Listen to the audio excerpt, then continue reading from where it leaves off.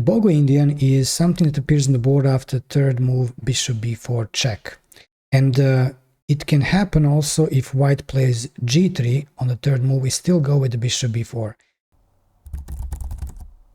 The point of going with the bishop to b4 is to put the pawns behind on the dark squares and make room for this other bishop. How to do it? Say they play bishop d2, we take, they take, and we play d6. Next thing to do is e5. And you're aiming to get this pawn structure. If we remove the pieces, a structure that looks like this. Does this remind you of any other structure, any other opening maybe? Maybe a little hint? What if the pawn structure of white is a little bit different, like double pawns on the c-file? We get again the Nimzo-Indian. In any case, you go for the same old plan. The old plan that is to push f5 and f4 and other pawns and deliver mate. And the best promoter of this idea is another opening called the King's Indian.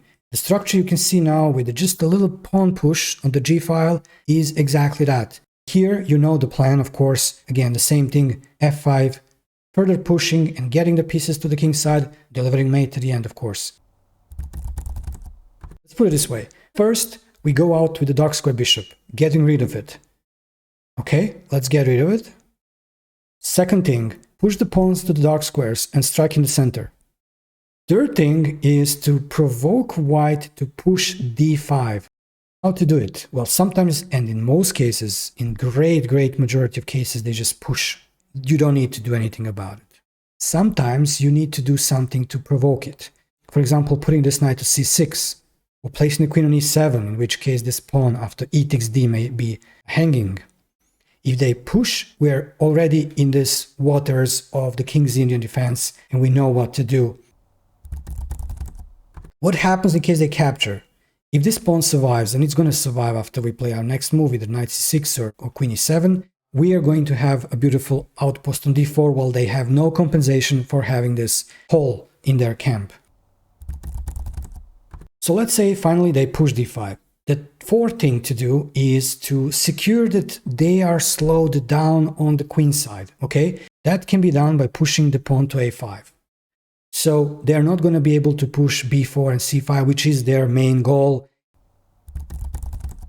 Now they'll be going probably with bishop d3. This bishop is terrible, but even though our bishop has more error, it's going to be better to trade it for a knight. Going bishop g4 is going to be part of our mission, because once we trade here, we're going to be closer to that situation where white is left only with this bad bishop. We don't do that. Let's say we castle, they castle, and we start playing with a knight.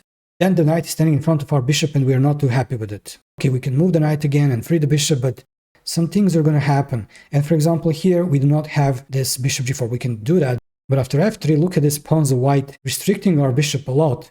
Therefore, don't forget about this. Our light square bishop is okay trading for one of the white's knights. So we'll castle here, they will castle, and we'll play bishop g4. Once the bishop is traded here, we're going to go with the knight to d7, we're going to go with knight c5, we're going to move this knight away, we're going to go and prepare f5. How do we prepare it? We go g6, imitating the King's Indian defense. I'm going to just play some not so good moves for white to illustrate. So let's say we go here, although the knight a6 is also very good. I'd like to point out that in case of a3, which is a common mistake by white, we can play a4 and then basically lock the queen side completely. So they shouldn't do that. They could probably better do b3 first and then a3 and then b4. We go with knight c5, or we don't do it. We can play just immediately knight h5 is interesting. We can land on f4, which is very interesting, very good idea as well. But for the sake of making it simpler, I'm going to go back to e8, clearly showing that my intention is to go g6, f5. Let's put a queen here controlling this one more time. Just go g6. We're weakening dark squares, but it's fine. They don't have dark square bishop, and also they have no conditions to attack us on the king side. After g6, the knight's coming here. What are they going to do? Probably this, and here knight g7. b4, well, we can play b6 to secure there is no c5, and after that, f5 is coming. f5, after which f4 is going to come as well. You can actually get even more than this. A little bit different version of the same, with a little tricks in between. So normally they would go with bishop d2. This is by far the most popular move. And here, instead of taking immediately, I'm going to suggest you a little trick. Go with queen e7. They're not going to be taking here because the queen takes. You see there, actually that's a triple attack. they're losing at least one pawn.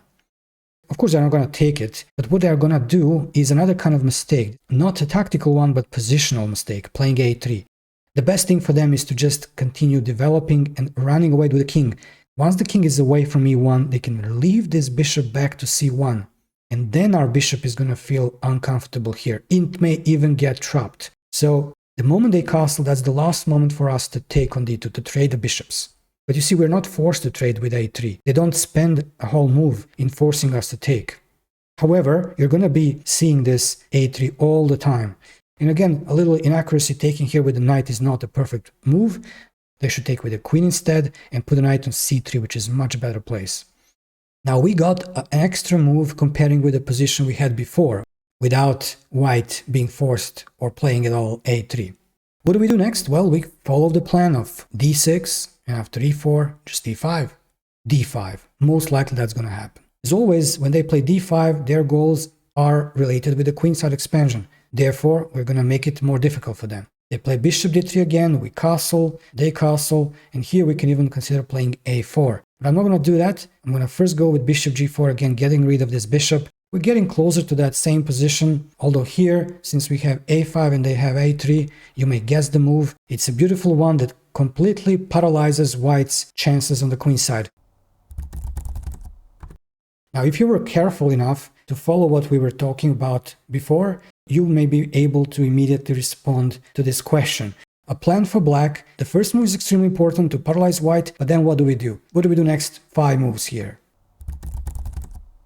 I'm going to see you in the comment section, but before I go, I want to say that it's the best option that you may find against d4 in case you already have the Nimzo-Indian in your repertoire. Thank you for watching and see you soon again.